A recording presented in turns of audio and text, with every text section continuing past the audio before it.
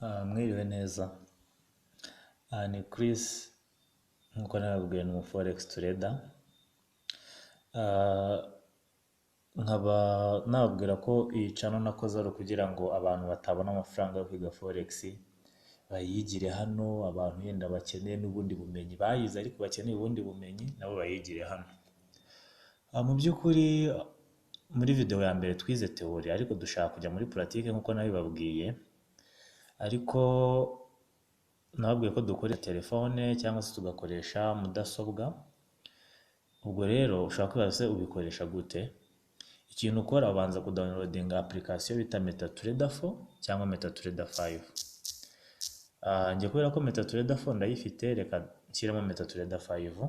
Uraza muri Play Store nk'ibisanzwe na application nk'izindi, ugahita uyinsitara bisanzwe.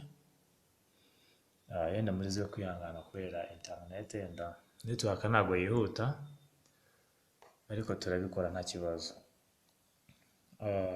Nkwibutsa gukora subscribe hatazagira video gucika, kuko mbafitiye ibintu byinshi cyane.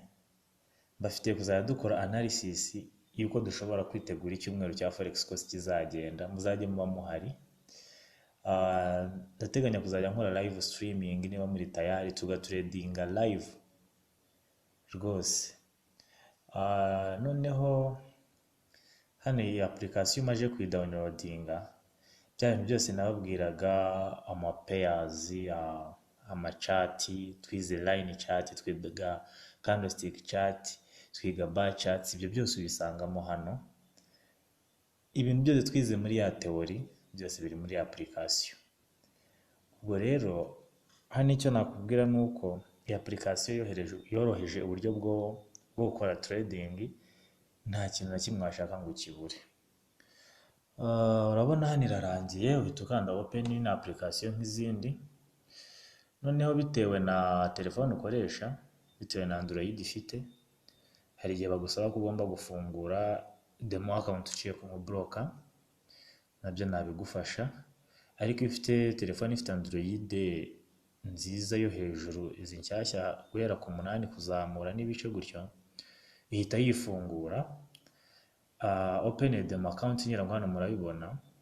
Open a demo account bivuze ngo na demo ni nk'aho kwitoza nyine, ni nk'aho kwigira tu. Bisobanuye ngo ni account baguhereza kugira ngo ubashe kugira gute, ubashe kwigiraho, uzajye gukora forex trading ubizi. Iyo ubizi rero uhita ushaka gushora. Hano igifunguka muribuka twize ibintu bita pairs. Amapair ni aya ngaya, uyasanga kuri kano kantu ndimo nkandaho k'icyatsi. Noneho muribuka ko twize n'ibintu bita line chart, bar chart cyangwa se candlestick chart, aho ushobora kwanaliriza isoko ukanda hano. Ngira ngo murahabona hano, urabona hejuru hano dufite ikintu bita ngo euro versus USD dollar, bivuze ngo ni euro ni dolari. Noneho sasa ahangaha niho winjirira muri chat ahantu ubona. Noneho hano uhabonera umubare w'amafaranga ufite, balance cyangwa se andi mawuda arimo kugenda. Hano urabona balance hari 100,000. Ibi 100,000 rero ni 100,000 by'idolari baguhereza yo kwigiraho, ukiga ugakomeza ukigiraho kugeza igihe umenye ibyo urimo gukora. Noneho akangaka kandi ko tugezeho ko ku ruhande kameze nk'aka boxing, aha niho urebera inyungu wagize, amawuda yarangiye, ibintu nk'ibyo. Noneho hano ushobora kuhabonera amakuru runaka, ese dolari riragwa, ese iyi pound riragwa. Ushobora gukora sign up n'iki ukinjiramo ukazajya ubona amakuru. Then noneho ushobora kwinjiramo ukandika message waramutse ugize ikibazo, ariko mu by'ukuri nta bibazo bikunda kubamo kubera ko byose biba bigaragara. Noneho tugarutse hano, urabona dufite amapair. Reba euro ni dolari, pound ni dolari, idolari ni ifaranga ry'Abashinwa iri ngiri, hano ni ifaranga ryo muri Swiss, hano hakaba idolari ni Japan. Urabona iyo ukanze kuri pair bahita bakubwira ngo new order chart, properties, depths of market, market statistics na simple view mode. Bisobanuye iki? Ngiye ikintu nshaka ubu nta kintu nakora ntaramenya ngo iri soko rihagaze gute. Uhita ukanda kuri chat. Urabona iyo baguhaye chat, izi nizo bita candlestick. Urabona bimwe ni umukara, ibindi ni umweru. Ariko ushobora no kubihindura bitewe n'ubushake bwawe. Yenda reka tuvuge ni zimwe reka nzigira umutuku, izindi ubururu. Uraza ugakandamo hano hagati. Hano hari akantu ka settings ukagakandaho. Then hano hari colors ukazihindura. Hano hari bar down. Reka tuzigire umutuku. Bull candle tuyigire ubururu. Bear candle tuyigire red. Noneho then bar up tuyigire grey. Ubwo turaba duhinduye iki? Ngira ngo urabibona. Duhinduye icyo nakwita candlestick colors. Izi z'ubururu urabona ni candlestick z'ababayi. Urabona uko igiciro niba cyarahereye hasi hano. Igiciro niba cyarahereye hano hasi, ngiye gushyira kano karongo hano. Kikongera kikazamuka kikaza kikagera hejuru aha. Urumva cyarazamutse. Bisobanuye iki? Bisobanuye ngo isoko ryavuye hasi rirazamuka. Ibyo byose ni analize tuziga. Najya mbere ku tuntu dukeya. Noneho reka nkwereke ku buryo washyiramo line chart nayo. Izi ni candlestick chart. Line chart urabona dukanze hari ahisaza line type. Urabona hano dufite bar chart, candlestick chart na line chart. Ariko urabona ko candlestick ariyo iri selected. Noneho duce dukanda kuri line chart. Then reba isoko ryawe ukuntu isubona ibintu. Urabona ibi bintu ntabwo bisobanutse. Niyo mpamvu nakubwiye ko candlestick chart pattern arizo nziza. Reka yenda dushyiremo na bar chart urebe. Bar chart hano duselecting ya bar chart ukuntu ziba zimeze. Ni ibintu bidasobanutse. Ariko urebe neza dushyizemo gatoya dushyizemo candlestick. Gira ngo urabona ko ibintu biragaragara neza aho igiciro cyavuye aho cyageze gutyo. Bisobanuye ngo nuko nguko nyine MetaTrader 4 cyangwa se 5 ikora. Ntabwo ari ibintu byinshi cyane. Urabona iyo ukanze hano bahita baguhereza ya pairs. Wakanda hano bakakwereka chart. Hejuru uhita uhabona ese pair ndi gukora ni iyihe nk'uko twabyize. Twize ko pair ari ifaranga rimwe ufata ukarihuza n'irindi. Then noneho ahangaho uhita ureba balance ufite. Reka tuvuge urugero nka hano. Noneho ushaka kwibaza uti se bimeze bite ko mbona ibintu ndi kubona hano bidasobanutse. Ndareka mfungure internet nayo nayifunze kugira ngo itabaderanja. Urabona hano isoko turimo n'iry'euro hamwe n'idolari. Ushobora kwibaza se hagati y'euro n'idolari niki kiri buzamuke. Byose nta kundi wabibona. Bisaba kumenya ukuntu banariza aya macati. Ibyo rero tuzabyiga muri video ikurikira. Babyita forex trading strategy. Ukuntu wakwinjira mu isoko ukamenya se ndakora buy, ndakora sell, ndakuki. Rekure internet mwihangane yenda byagiye ba disturbinga n'iki. Urebe ukuntu ibintu biba bimeze.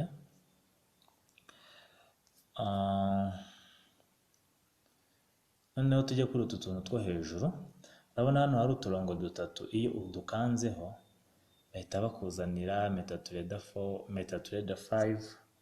Bakakuzanira ibintu byinshi bigiye bitandukanye. Ngira ngo urabibona neza. Ubwo rero ikintu ukora ubivamo byose ukizera hano kuri chat yawe. Aho berekanira chat ngira ngo nahaberetse.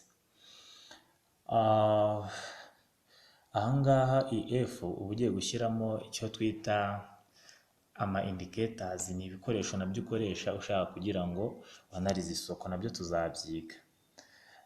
Then noneho hanyuma y'ibyo internet ndabona sinzi byayo. Shaka kugira ngo mbereke se ko mwavuze ngo murabayinga mugaseringa. Ibyo ngibyo biza gute? Biba birahagana hehe? Zari gusa kubera internet nyine muranyihanganira. Noneho urabona hano hantu dufite icyo nakwita iyero hamwe n'idolari bisobanuye iki? Uje ugakanda kuri aka kamenyetso akangaka ko guteranya, urahita ubona sell ukabona buy. Hano ukabona handitse SL, iyi niyo bita stop loss. Hano ukabona handitse TP, ukamenya yuko iyi ngiyi ari take profit. Ibyo byose ni ibintu ushyiramo.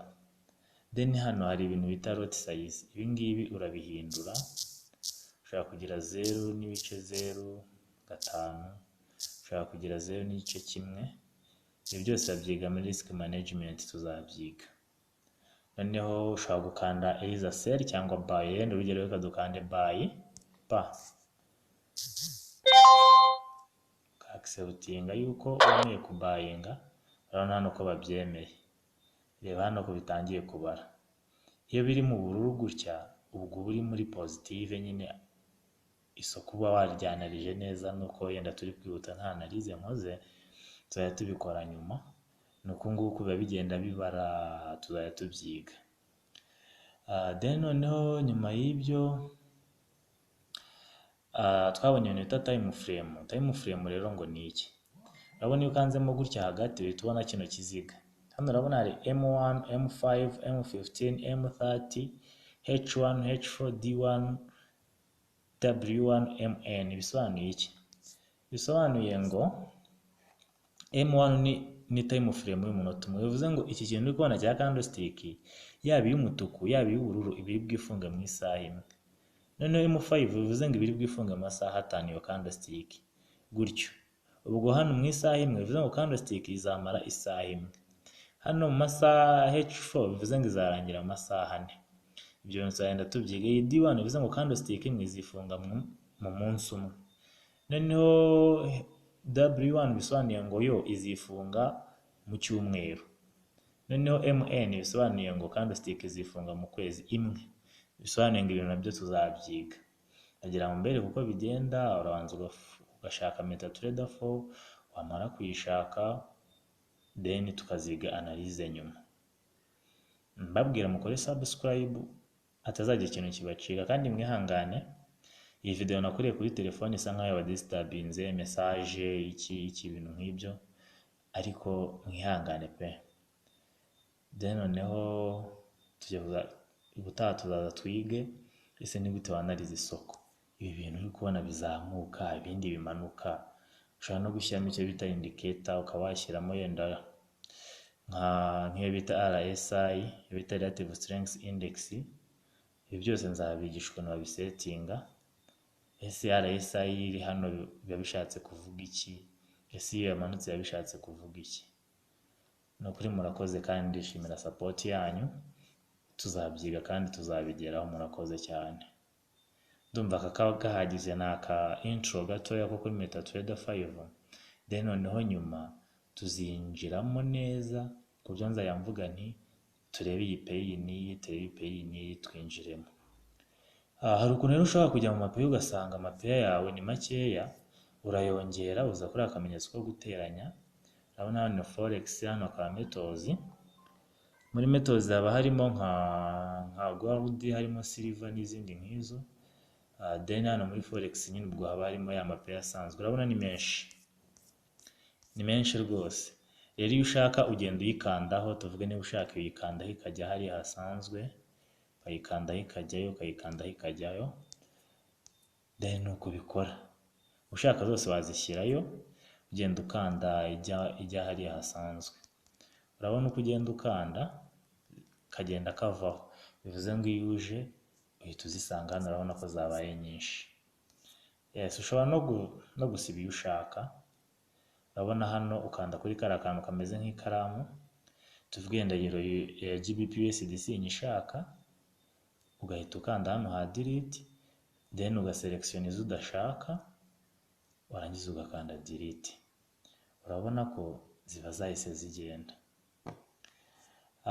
Ubwo rero hano twabonye ko ari aho winjira ugiye kureba iki, ugiye kureba chart yawe uko imeze, niho wanaririza.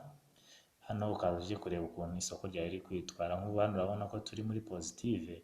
Iyo biri mu buryo gutyo buri mu nyungu, iyo biri mu mutuku buri mu gihombo, ufite uburyo ubisetinga. Murakoze cyane rwose. Naho ubutaha nzabereka uburyo dukoresha amasitarateji, noneho kwiga neza ese nk'iyi ngiyi ko ari idolari n'ifaranga ry'abayapani ndabigenza gute, ibi ndabibwirwa n'iki? Ibyo byose nzabibereka, ni gahoro gahoro. Icyo nashaka ni ukugira ngo tumenye iyi application bigenda gute, bikagenda gute. Sawa, murakoze cyane.